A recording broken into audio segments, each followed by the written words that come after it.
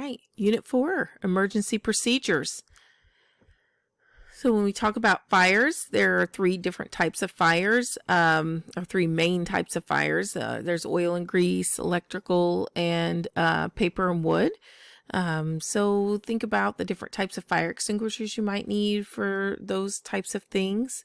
Remember that heat, fuel, and oxygen all must be present for a fire to occur. Heat makes the flame, fuel is the object that burns, and then of course oxygen is the gas that keeps the fire burning. So all of those things have to be present for that to occur. There are many potential causes of fires in facilities. Smoking is a big one. This is their home. But most often, if they need to smoke, they have to smoke outside. They should not be smoking in their room because of the dangers. Frayed or damaged electrical cords. I know our clinical facility has a wonderful maintenance staff that are going through and they're constantly looking and checking cords and keeping residents safe. Overloaded electrical plugs, oxygen use, that's a very big one because that oxygen is the gas that keeps the fire burning. So if there is a fire, you want to turn that oxygen off so it's not fueling it. Flammable liquids or rags with oils on them, you have to be really careful about that in that maintenance area. Watch that nail polish remover and nail polish. Those are all flammable type liquids. Then clutter is another one. You really have to watch the stacks of newspaper and the different paper type items that can be flammable. It's really important to know these two acronyms. You will see this and have to apply them in a testing setting. RACE and PASS, and they both have to do with fire in the facility. So RACE is what to do when there is a fire, and that is R, remove the resident from danger. A is activate the alarm. C is to contain the fire, so close the doors and windows if possible. And E is extinguish or evacuate. Extinguish the fire if that's what you're supposed to do, or evacuate if you're instructed to do so.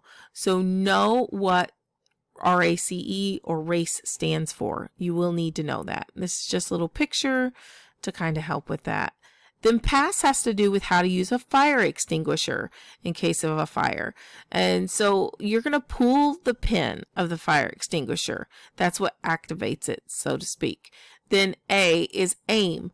You don't want to aim at the top of the fire. You want to aim at the base of the fire. And then you're going to squeeze the handle and sweep back and forth at the base of the fire. So pull the pin, aim at the base of the fire, squeeze and sweep. Know what PASS stands for. Remember oxygen safety. Oxygen does not burn, but oxygen makes other things burn. So be aware of that. If somebody is using oxygen, there's going to be no smoking signs, oxygen use signs on the doorway, in the room. You want to make sure there's no flammable liquids in the area. You don't have like lighters or candles or anything like that around oxygen because of the fire hazard. Other disasters you would be aware of and you'll be trained when you're hired at a facility would be things like fire, flood, earthquake, hurricane, tornado, severe weather, things of that nature. Also, don't forget about acts of terrorism, and those are also considered disasters. You'll be trained on all of that when you are hired somewhere to work. That's just a little video that we're not going to watch. Also, it's important to understand your role in the event of a disaster. You may not really go back and remember your training when there's a tornado until there's actually a warning and you're like, oh, what was I supposed to do? I don't remember. So you want to go back over that maybe with your charge nurse and say, okay, what's my role again? When I worked at the hospital on the 3rd floor, if there was a tornado warning, we closed the blinds, we moved patients away from the window. We did those kinds of procedures during tornado warnings. So know what your role is. Follow instructions. Know where fire alarms are placed, fire extinguishers, and then just pay attention and be prepared when you guys have drills. Remember, when you're in an emergency situation, PPE, you have to protect yourself. That's very important.